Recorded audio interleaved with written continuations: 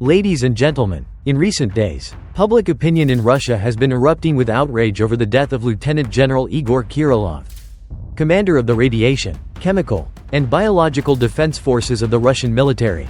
The cause of this general's death was an assassination for which Ukraine has claimed responsibility. This audacious act of penetrating deep into Russian territory to carry out the assassination is not only a military challenge but also a blow to the pride of the land of vodka. Shortly afterward, a large-scale investigation was launched to quell the outrage in Russian public opinion. The Federal Security Service of Russia, FSB, quickly released a video showing the arrest of a suspect in the assassination. The footage depicts armed police storming the apartment where the suspect was hiding. The suspect, identified as Akhmad Kabayev, 29, a citizen of Uzbekistan, was arrested wearing a black jacket, kneeling in the snow with his hands cuffed behind his back. According to his testimony, Kabayev admitted to being recruited by Ukrainian intelligence to carry out the mission.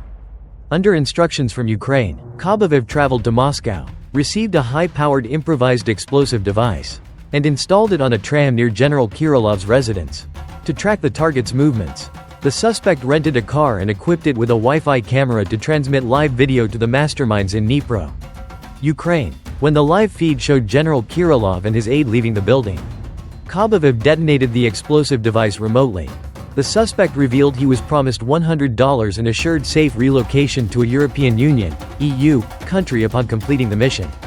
An investigative source disclosed that before joining this operation, Kabayev had lived a relatively ordinary life in Kazan, Russia. Russian authorities are currently analyzing data from Kabayev's mobile device for leads on other accomplices.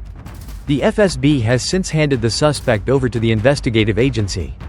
The explosion occurred in the early hours of December 17, right outside a residential building on Ryazansky Avenue in southeastern Moscow. Just as General Kirillov and his aide stepped out, the attack resulted in the deaths of both men. Major news outlets like Reuters and AFP cited Ukrainian security sources confirming that this was a special operation conducted by Ukraine. However, the Kiev administration has not yet provided an official comment on the incident. In response to the assassination, Russian officials strongly condemned the act and vowed to impose sanctions on the forces behind it. Russian President Vladimir Putin called the event a terrorist act and accused the Kiev government of repeatedly committing similar crimes against Russian citizens. In an interview with Fox News on December 18, Ken Locke, the U.S. President-elect Donald Trump's special envoy on Ukraine and Russia, commented on the incident. He remarked, "While this is not necessarily a major setback, assassinating senior officers on their own territory is a violation of the rules of war.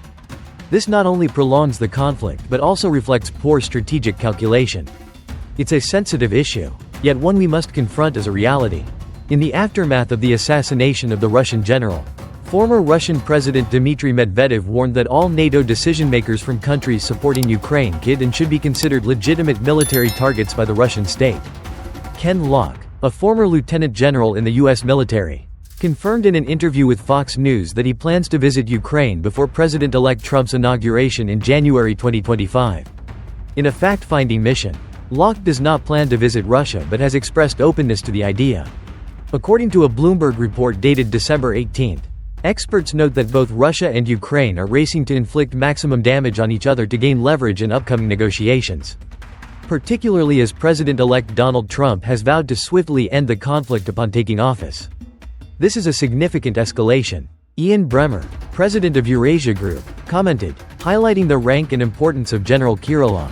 Bremmer also pointed out that this is not the first time Ukrainian security agencies have carried out assassinations on Russian soil. A series of previous incidents illustrate the increasingly sophisticated tactics employed by Ukraine. In 2023, prominent military blogger Vladlen Tatarsky was killed while receiving a sculpture from Daria Trepova, who identified herself as an art student. The sculpture contained explosives and detonated at a cafe, killing many and injuring others. In court, Trepova insisted she was unaware of the explosives hidden inside the sculpture, though she admitted to opposing the war in Ukraine. Nevertheless, she was sentenced to 27 years in prison for her role in the attack. Whether or not Trepova knew, Russian security agencies accused Ukrainian intelligence of exploiting her as part of their campaign to recruit Russian sympathizers to engage in sabotage activities. These operations include a wide range of actions, from bombings to direct assassinations. A year earlier, Ukrainian MP Ilya Kiva, known for his pro-Russian stance, was assassinated in a village near Moscow. The perpetrator infiltrated the hotel grounds where Kiva was staying and shot him twice. Ukraine issued no official statement on the matter, though an SBU, Ukrainian Security Service, source claimed responsibility for the act. Just days ago, Russian missile scientist Mikhail Shotsky was killed in a forest on the outskirts of Moscow. Shotsky, who was in charge of modernizing the K-59 and K-69 cruise missile systems, became the target of an assassination believed to be carried out by Ukrainian intelligence. This event, occurring just before General Kirillov's assassination, underscores how deeply Ukrainian agents have infiltrated Russia. Not only military figures but also individuals tied to Russian politics have been targeted. In August 2022, journalist Daria Dugina was killed in a car bombing, an attack believed to have been aimed at her father, Alexander Dugin, a key supporter of Russia's military campaign in Ukraine. According to Russian investigators, 2 Ukrainian nationals orchestrated the attack. Natalia Vok, one of the perpetrators, infiltrated Russia from the occupied Donetsk region in eastern Ukraine. She coordinated with an accomplice to assemble the bomb, and both fled Russia just before the explosion. The Economist reports that Ukrainian agents have assassinated dozens of Russian commanders, officials, and propagandists, mainly in conflict zones. These campaigns, though controversial, showcase the sophistication and determination of Ukrainian intelligence in achieving its strategic objectives.